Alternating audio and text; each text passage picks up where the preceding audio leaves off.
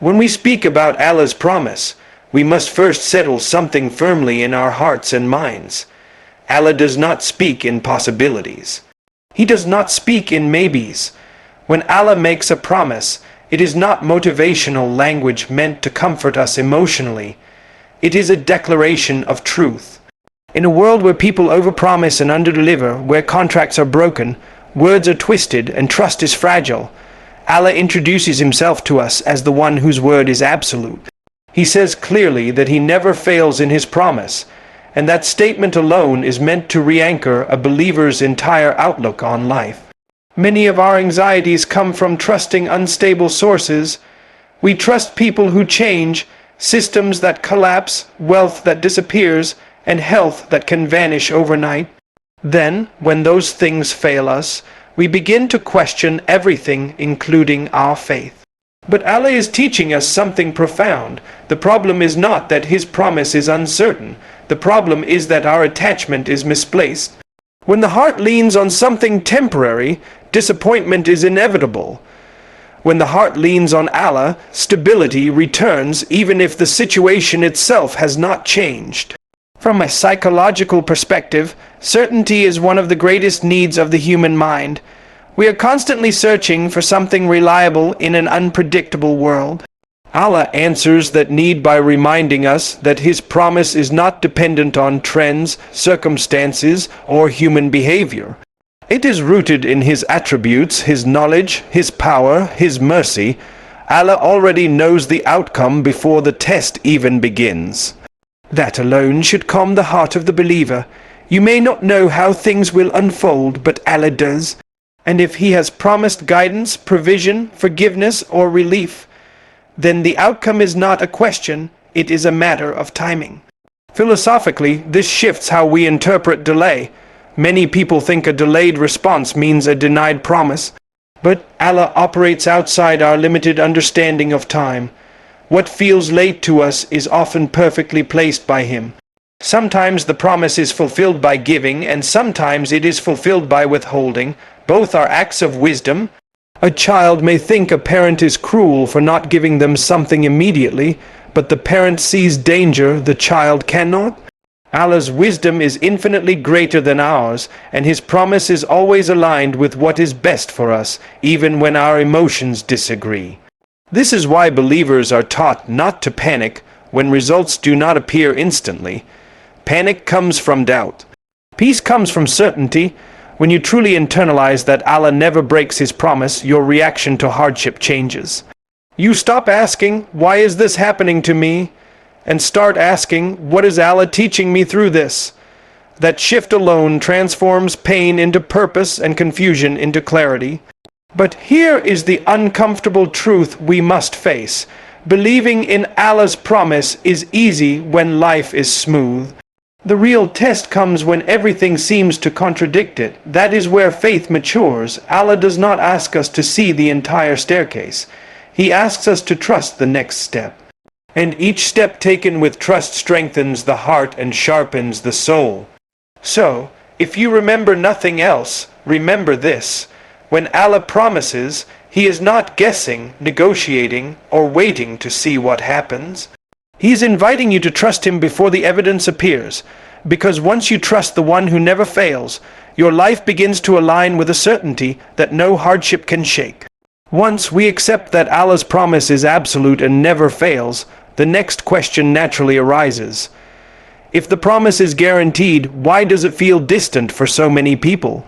The Quran answers this with striking clarity.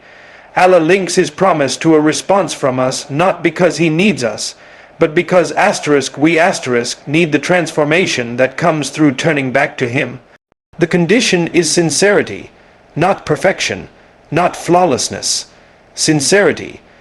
Turning to Allah is not a dramatic moment reserved for crises alone. It is an internal shift of direction. Psychologically, human beings are always facing something. We face our fears, our desires, our egos, or our Creator. Allah invites us to reorient the heart. When the heart turns sincerely toward him, life begins to reorganize itself around that new center. This is why repentance and return are not acts of weakness. They are acts of intelligence. A person who recognizes they are lost and asks for directions reaches their destination faster than one who insists on being right. Many people delay turning to Allah because they believe they must first fix themselves. This is one of the most damaging misconceptions. Allah does not ask you to arrive clean. He asks you to come so He can cleanse you. If sincerity depended on perfection, no one would qualify. Allah knows our contradictions, our repeated mistakes, and our struggles. Yet He still invites us back again and again. This tells us something deeply philosophical about the nature of divine mercy. Allah values direction more than speed. A heart moving slowly toward Him is more beloved than a heart standing still in arrogance. From a psychological lens, sincerity brings relief. Much of our inner conflict comes from living double lives, presenting one version of ourselves to the world while hiding another within. Turning sincerely to Allah collapses the divide. You stop pretending, you speak honestly, you admit weakness. And in that honesty, something remarkable happens. The heart becomes lighter, not because the problems vanish instantly, but because you are no longer carrying them alone. Allah promises that when you take one step toward Him, He comes closer to you. This is not symbolic language meant to inspire emotion. It reflects a reality of spiritual alignment. When your priorities shift, your decisions shift. When your decisions shift, your outcomes shift. People often want Allah's help while holding tightly to the habits that distance them from Him. Sincerity means letting go, even when it feels uncomfortable. It means choosing truth over ego, obedience over impulse, and humility over pride. Philosophically, this condition teaches us responsibility without despair. Allah does not blame us endlessly, nor does He absolve us of accountability. He offers a balance. You return, and He responds. That dynamic preserves human dignity while keeping divine mercy at the center. You are not powerless, and you are not independent. You are a servant invited into a relationship built on honesty. The tragedy is not sin. The tragedy is refusing to return. Sin acknowledged becomes a doorway. Sin ignored becomes a wall. Every sincere return rewires the heart, strengthens awareness, and softens the soul. And this is why some people with heavy pasts rise spiritually faster than those who never question themselves, because sincerity accelerates growth. So reflect on this. Allah's promise is not waiting for you to become someone else. It is waiting for you to turn right now as you are. And the moment you do, you will discover that the distance was never between you and Allah. It was only the direction you were facing.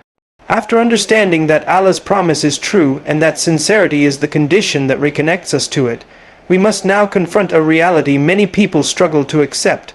Hardship is not contradiction to Allah's promise. It is often the pathway to it. This is where faith becomes deeply misunderstood. Many assume that closeness to Allah should automatically result in ease, comfort, and smooth outcomes. But Allah never promised a life without difficulty. He promised meaning within difficulty, guidance through it, and relief because of it. Psychologically, hardship exposes what comfort conceals. When life is easy, we operate on autopilot. We rely on ourselves, our routines, our resources. Hardship disrupts that illusion of control. It forces the mind to confront its limits and the heart to search for something greater. This is not cruelty, it is calibration. Allah allows pressure not to crush us, but to realign us. Just as muscles grow through resistance, the soul strengthens through struggle. Philosophically, hardship answers a profound question: what truly matters? Pain strips life down to its essentials. In moments of loss or uncertainty, superficial concerns fade and deeper values rise. This is why many people say their most transformative moments came from their hardest experiences. Allah knows this about His creation. He knows that growth often requires discomfort, and awakening often begins with unease. If hardship were purely punishment, it would push people away from Allah. Yet we repeatedly see the opposite. Hardship brings hearts closer, not farther. The Quran reminds us that ease comes with hardship, not after it. This is a subtle but powerful distinction. It means that relief is embedded within the struggle itself through lessons learned, strength developed, and reliance deepened. However, when someone is in pain, they rarely see this immediately, and Allah does not dismiss that pain. He acknowledges it, validates it, and then reframes it. He teaches us that hardship is temporary, but what it builds within us can last forever. One of the greatest emotional wounds people carry is the belief that suffering means Allah is displeased with them. This assumption quietly erodes faith. But history, revelation, and lived experience all contradict it. Some of the most beloved people to Allah faced the most intense trials. Their hardship was not evidence of rejection, it was a sign of elevation. Allah refines whom He loves, just as valuable metals are purified through fire. The fire is not the goal, the purification is.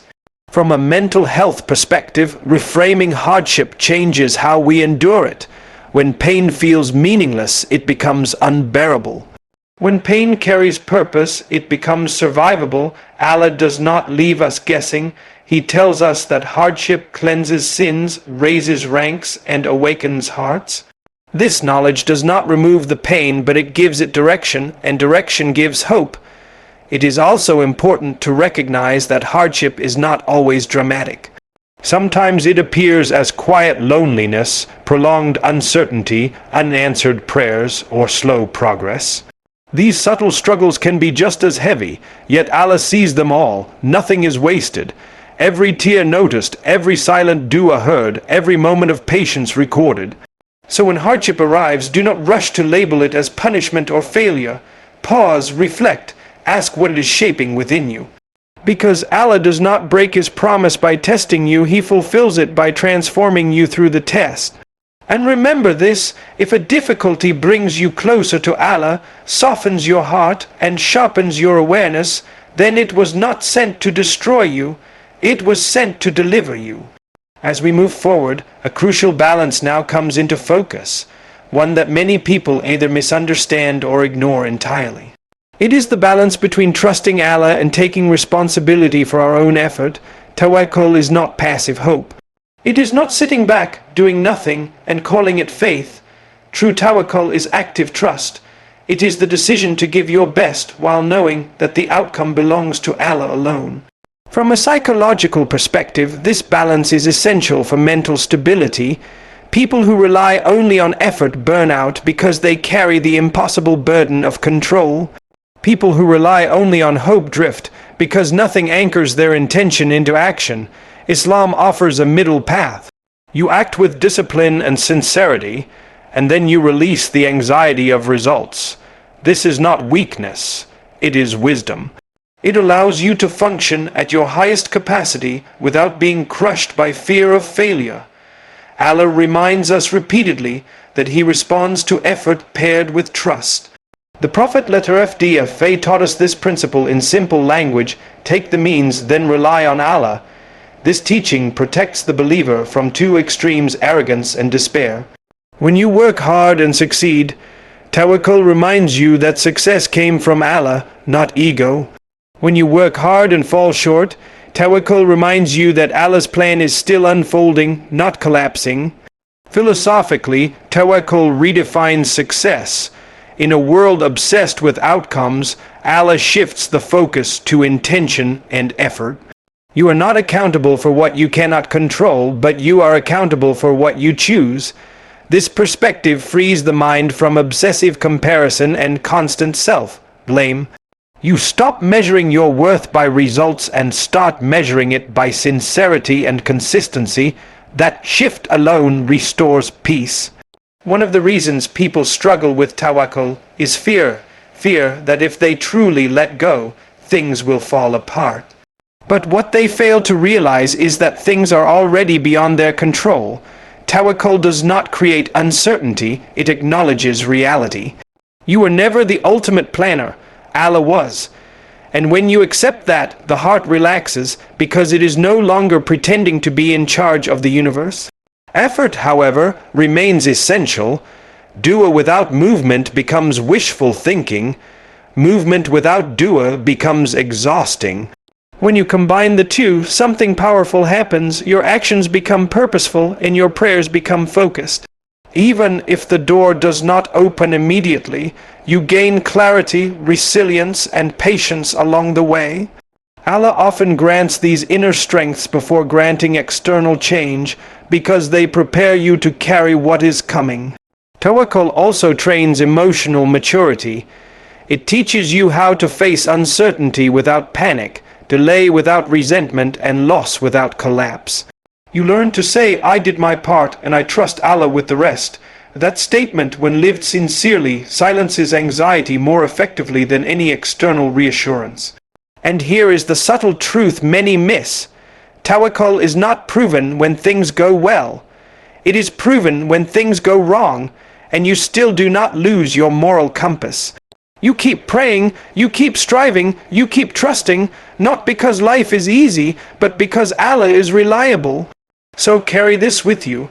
Work as if effort matters, trust as if outcomes do not define you, and remember that when Tawakkul becomes your foundation, no setback can shake you because your reliance is not on the ground beneath your feet, but on the one who controls the ground itself. After understanding trust, effort, and patience, the conversation naturally shifts toward obedience, not as a restriction, but as a gateway. Many people assume obedience to Allah is about limitation, about being told what not to do. In reality, obedience is about alignment. When your actions align with divine guidance, life begins to move with a sense of flow and clarity that cannot be manufactured through effort alone. This is where barakah enters, and barakah is something the modern world desperately misunderstands. Barakah is not simply more, it is better. It is depth, stability, and ease placed into what already exists. You can have little and feel content, or have much and feel empty. Obedience to Allah invites barakah into time, wealth, relationships, and even emotional resilience. From a psychological standpoint, this alignment reduces inner conflict. When values and behavior match, the mind experiences coherence instead of constant tension. That internal harmony becomes a source of quiet strength. Allah repeatedly connects obedience with unexpected openings. When a person chooses what is right over what is tempting, especially when no one is watching, something shifts internally. Self-respect increases, discipline strengthens, and with that comes confidence, not arrogance, but grounded assurance. Obedience builds character, and character attracts stability. This is why Allah promises a way out for those who remain conscious of Him, even when circumstances appear locked. Philosophically, obedience challenges the modern illusion of freedom. Society tells us freedom is the absence of limits. But complete absence of limits leads to chaos, not peace. True freedom comes from choosing the right limits. Just as traffic rules allow roads to function, divine boundaries allow life to function. Allah's commands are not arbitrary, they are rooted in deep knowledge of human nature. When people ignore those boundaries, they may experience short-term pleasure but long-term fragmentation. Obedience protects the future self, even when the present self resists. One of the most difficult aspects of obedience is that its rewards are not always immediate or visible.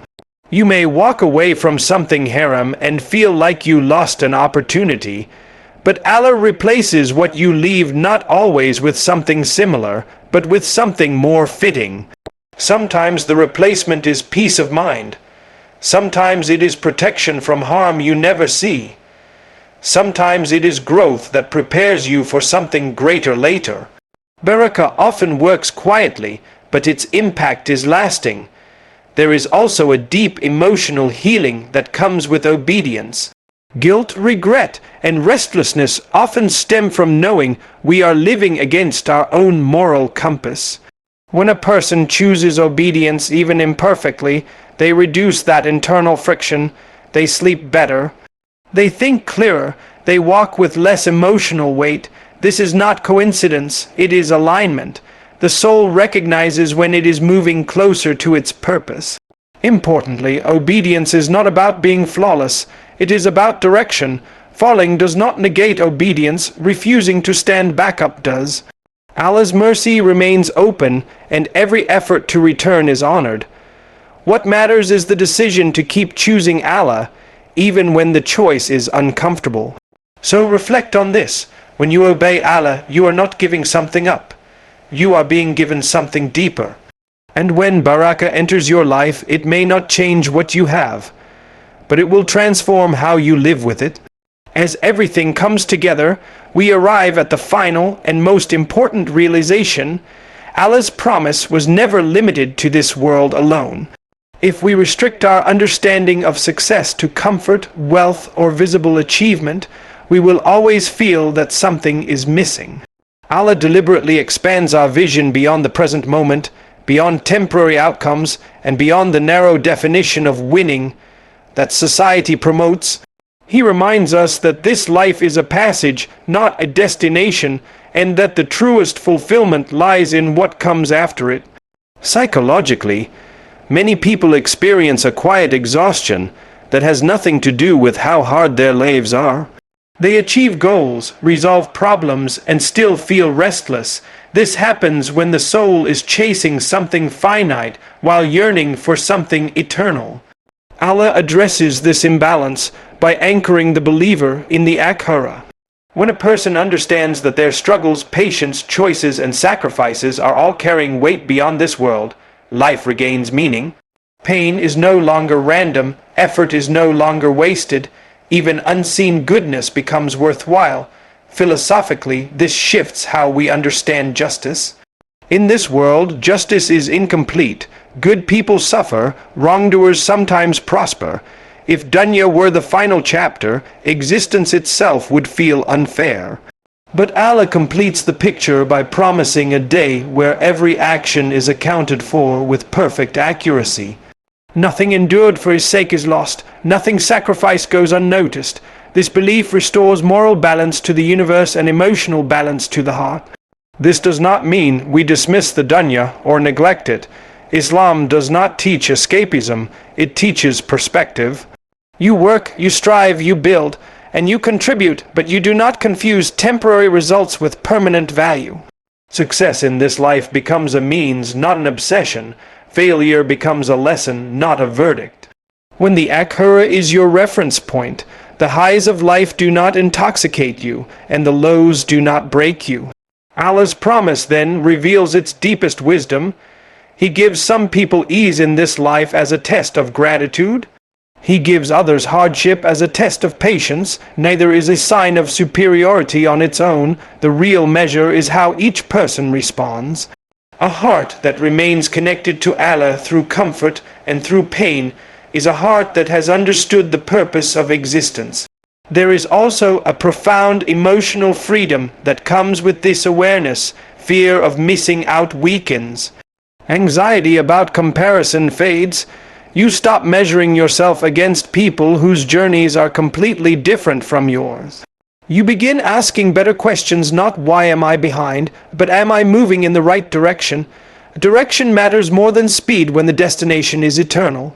Allah's promise of the akhirah also reframes loss. When someone leaves this world having lived with faith, they have not disappeared, they have advanced. When you lose something for the sake of Allah, you have not lost it. You have stored it. This belief does not remove grief, but it prevents despair. It teaches the heart how to ache without collapsing. And this brings us to the quiet conclusion of it all. Allah is not calling you to a life without struggle. He is calling you to a life with meaning. A life where every sincere intention counts. A life where nothing good is wasted. A life where the final outcome is not left to chance but guaranteed by promise. So live with effort, trust with certainty, endure with patience, obey with humility, and walk forward knowing this. When your heart is tied to Allah, this world may test you, but the next will reward you beyond anything you could imagine.